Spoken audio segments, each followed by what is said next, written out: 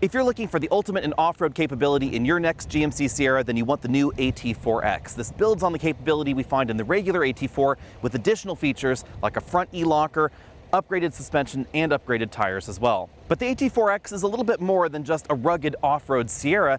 It's also a more luxurious Sierra, which is something that I wasn't expecting.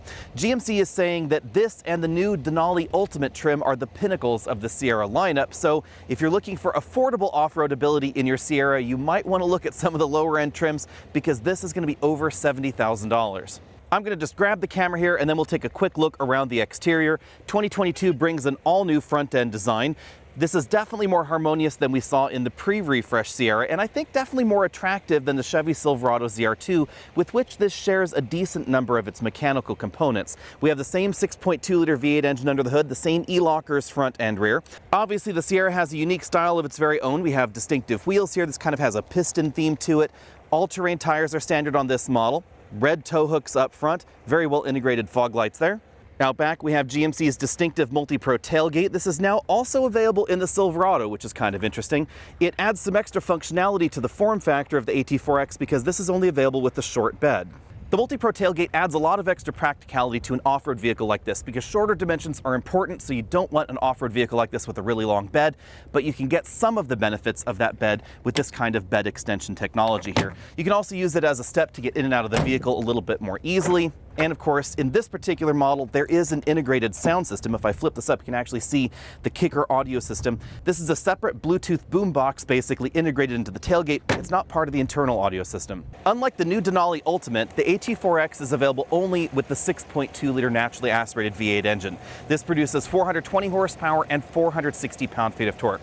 It's mated only to a 10-speed automatic transmission, and logically, four-wheel drive is standard, as are the two e-lockers, rear and front both. I have to say, I am a little bit surprised that GMC didn't make the 3-liter turbo diesel the standard engine in the AT4X. I personally would really love that. I love the torque curve of that diesel engine.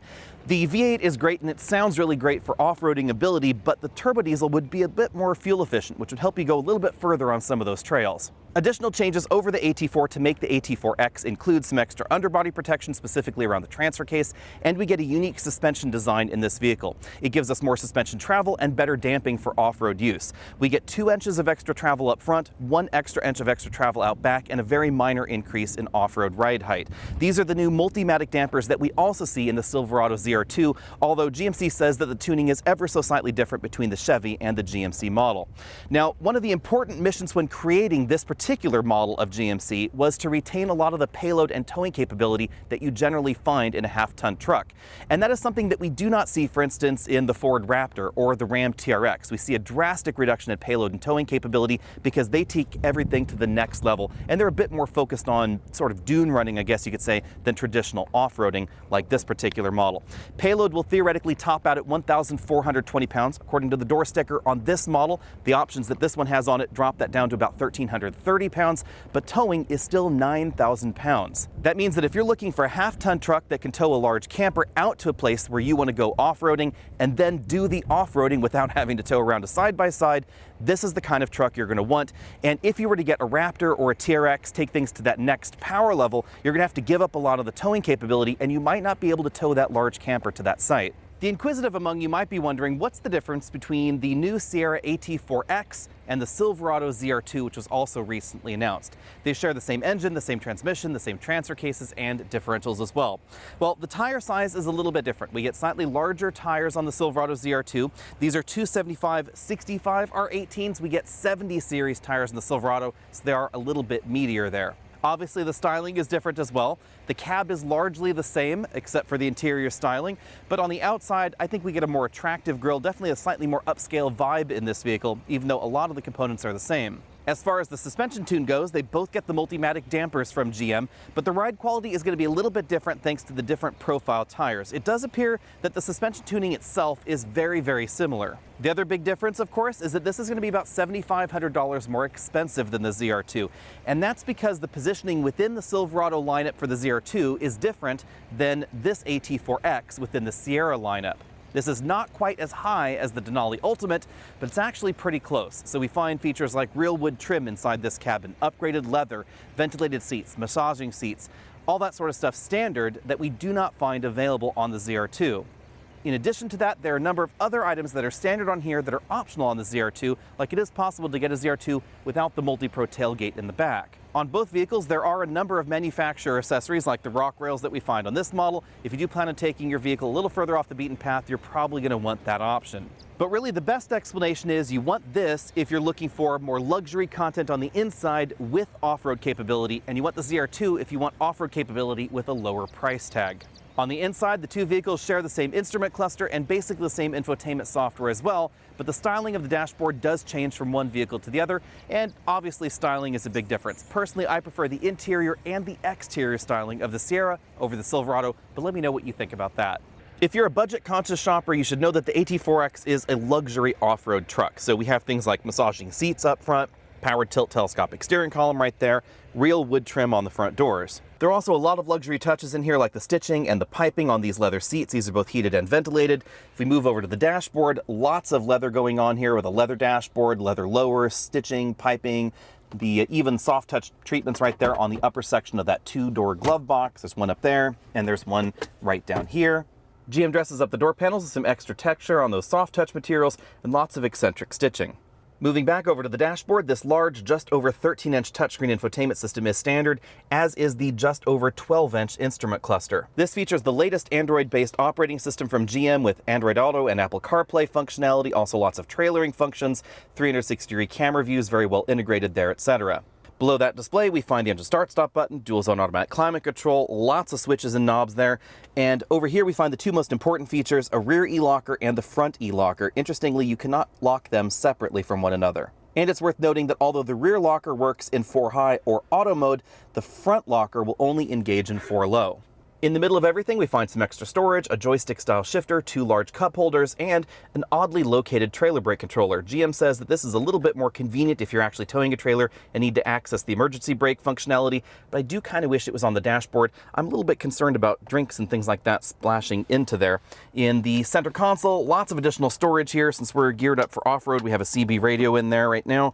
Lots of additional places to store your things, and 4 USB inputs. There are 2 right over here inside, and then 2 over here, and all of them will work with smartphone integration on that display. On the driver's side, we find an LCD instrument cluster that's a bit more configurable than we find in the competition. There are 4 different layouts you can choose from, some that are a little bit more traditional, some that are a little bit more modern. The steering wheel is a 4-spoke design with fairly small paddle shifters on the back. They're only about 1.5 inches tall because we still have the volume up, down, and track down buttons on the back of the steering wheel. Track up and down are on the left side, volume up and down over there on the right. Over here we have the controls for that multifunction LCD cluster, and then over here we have the controls for the adaptive cruise control system. The first thing you're going to notice out on the trail with the AT4X is that the suspension is definitely firmer than the Raptor or the Ram TRX. And that's because of this vehicle's more balanced approach to truck design, where they obviously wanted off-road capability and some desert running capability, like we're in here right now, but they also wanted to preserve the payload and the towing capability that you'd expect in a half-ton truck. And that is something that is, for a large part, given up in the Raptor and the Ram. The Multimatic dampers can give the suspension a little bit of a split personality. Out on washboard pavement or washboard trails like we're on here, the suspension can feel a little over firm at times. But then when you encounter bigger dips and dives and bumps and rocks and things like that, the suspension system will open additional valves essentially inside the damper and give you a bit more suspension travel and more cushion. This is the same technology that GM employs in some of their sports cars, and for the exact same reason as we find it now here in this off-road vehicle. They also have increased heat dissipation properties versus the regular dampers that you find in the rest of the Sierra lineup, so they can handle this kind of trail running for longer. If you're interested in this kind of trail running, the 6.2-liter V8 makes a lot of sense, but I have to say that if you're looking for something a little bit more on the rock crawly side of things in a half-ton truck, then I kind of wish that GM had given us the 3-liter inline-6 turbo diesel. That's a really great engine. General Motors likely could have done that if there was customer demand, so if that's something that you're interested in, be sure and, give General Motors some feedback on that. Maybe they'll employ one at some point later. Logically, most of our day was spent out on winding country roads, interstate highway, etc., because the vast majority of even off-road trucks are going to spend most of their time in those situations. They're going to be driven to work, they're going to be used for work, they're going to be used for the school run. All that kind of mixed-use capability is exactly what GMC had in mind with the AT4X. And that's probably why General Motors opted for a more traditional truck suspension in here rather than trying to go with something like adaptive air dampers. Now versus the first time I drove the AT4 back when the GMC Sierra in this generation launched, the suspension tune has definitely changed, and for the better. When this generation Sierra was launched a few years ago, people thought the suspension was a little bit too firm, a little bit unwieldy in the back sometimes, and they have definitely refined that over the years, and it has definitely improved in this Sierra. All right, on this downhill section, we have the rear locker locked, so that way we aren't tearing up the trail quite as much as we would otherwise. And of course, we're in 4 low and first gear on the manual transmission selector to make sure that we're controlling our speed. I have to say that this terrain mode is really nice. You can really hear those rock rails doing their thing there. I love the concept of one pedal driving while off-roading. It really does offer a level of control that you don't see in the competition. Now, oddly enough, when I was driving the ZR2 just last month, obviously there was something wrong with that particular test vehicle's terrain mode and its one pedal drive mode thing, because this works exactly as it was explained to me, and the one on the Silverado honestly just didn't. It didn't actually take me to a complete stop. This is very aggressive. Even on this kind of slope here with this kind of terrain, it will take you to and hold you at a complete stop. And the reason you want the truck to be able to do that is because the stability and traction control system can brake individual wheels, and if you're just using your foot on the brake pedal like we all used to, it can't do that. So this is going to be much more stable. You'll really notice the extra stability of the front locker in this uphill climb here in pretty deep sand, because you don't really have to try very hard to keep the vehicle still moving. Obviously some momentum is still required, but the traction that you get from the dual lockers definitely helps a great deal.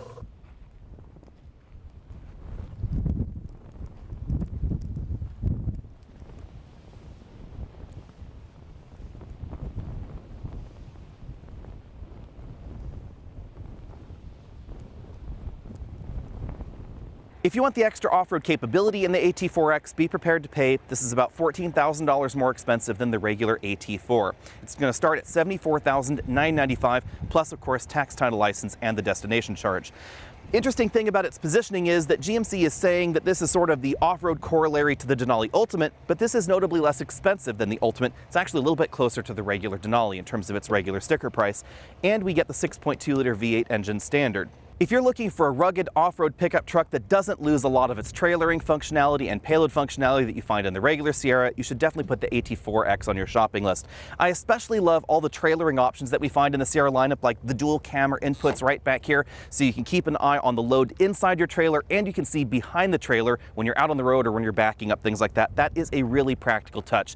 And GM does an excellent job, I would say, with all of their trailering features. The only thing that this is lacking that I would love to see would be the onboard scales functionality, for instance, that we find in the new F-150.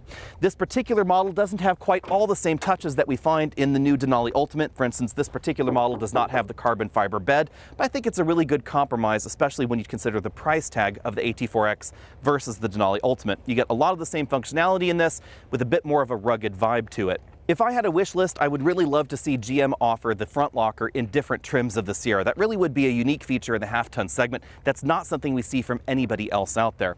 But I love the combination of features and the combination of style that we find in the GMC Sierra. Let me know what you think about that down there in the comment section. I find this more attractive than the Silverado ZR2. And if I were looking for this perfect combination of functionality and off-road ability, honestly, I think this is really targeted at my kind of lifestyle. I live out in the country, and I do have the need to tow still, but I might want something that's a little bit more off-road capable. This is exactly that kind of pickup truck. Be sure and let me know what you think about the new Sierra AT4X down there in the comment section below. Honestly, it seems like this pickup truck is targeted at exactly my demographic. I live out in the country, I commute to the city every day. This is the kind of vehicle that would retain the kind of cargo practicality and trailering practicality that I need. I do tow about 9,000 pounds with regularity, and this is exactly the kind of vehicle that would fit my particular lifestyle. Let me know what you think about all that down there in the comment section below. And I have to say, my only complaint would be the price tag. I would wish for it to be a little bit less expensive. Be sure and hit that subscribe button down there at the bottom of your screen so you can be updated on all of my latest videos, including a more complete review just as soon as I can get my hands on one of these at home.